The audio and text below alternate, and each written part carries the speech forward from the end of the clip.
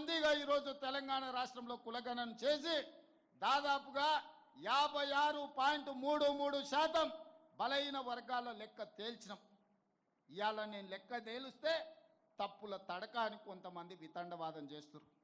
వాళ్ళు నేను 60 రోజులు కష్టపడి 1,03,000 మంది ప్రభుత్వ ఉద్యోగులను 37,000 మంది కంప్యూటర్ డేటా ఎంట్రీ ఆపరేటర్లను పెట్టి దాదాపుగా 1,00,000 సిబ్బంది ఐఏఎస్లను అదేవిధంగా కలెక్టర్లను జాయింట్ కలెక్టర్లను మండల స్థాయి గ్రామ స్థాయి వరకు 94,500 ఎన్యూమరేటర్లను లెక్కబెట్టి ప్రతి వాడిని ఇంటింటికి పంపించి ప్రతి వాడు 150 ఇండ్లు ప్రతిరోజు 10 ఇండ్లలోనే లెక్క తేల్చండి, ఎక్కువ రాసుకొస్తే తప్పులు రాసుకొస్తారని చెప్పి ప్రతి ఇంటికి పంచి పక్కడబందీగా లెక్కలు చేసి ఆ ఇంటి యజమాని సంతకం తీసుకొని ఈరోజు లెక్కలు తీసినాం. పక్కా లెక్క ఎప్పుడైతే తీసినామో ఇది ఇష్టం లేనోళ్ళు ఈ లెక్క తప్పుల తడకంటారు. నేను ఈ వేదిక మీద నుంచి సూటిగా అడుగుతున్న బీజేపీ బీఆర్ఎస్ వాళ్ళను, లెక్క తప్పన్నుడు కాదు, ఎక్కడ తప్పుందో మీరు చూపించండి అని నేను సవాలు విసిరిన శాసనసభలో. తోక ముడిసిండ్రు, ఉరికిపోతారాడ నిలబడతారు, ఈ లెక్క తప్పంటారు. చూపిత్రా నేను దగ్గరకు పోతే ఇంకా కొంచెం ఆ సూటు ఉరుకుతారు తప్ప ఆ లెక్క ఎక్కడ తప్పుందో చెప్పడం లేదు. ఎందుకంటే ఇవాళ ఈ లెక్క పక్కాగా తేలి రేపు అసెంబ్లీలో తీర్మానం చేసి చదువులో విద్య ఉద్యోగంలో రాజకీయాలలో 42% రిజర్వేషన్లు ఇవ్వాలని అసెంబ్లీలో నేను తీర్మానం చేస్తే అది నరేంద్ర మోడీ గారి మెడ మీద కత్తిలా వేలాడుతుంది.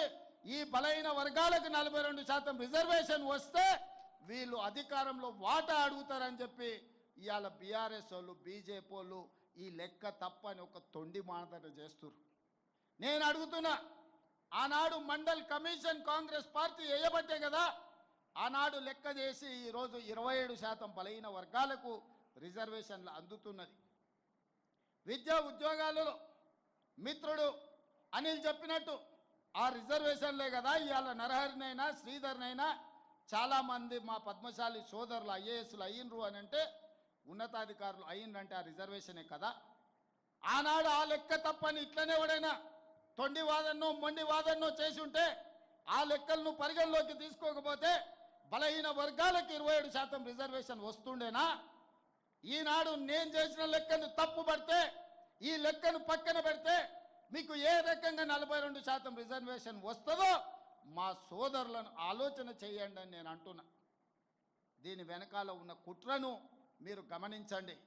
ఇవాళ నేను చేసిన లెక్క సరిగ్గా అని తేలి 42% రిజర్వేషన్లు పెంచి విద్య ఉద్యోగ ఉపాధి రాజకీయాలలో మీ చైతన్యం పెరిగి మీ అవకాశాలు వస్తే రేపు మన పరిపాలన మన నిర్ణయాలు మనమే తీసుకుంటే బలహీన వర్గాలకు హక్కు వస్తుంది.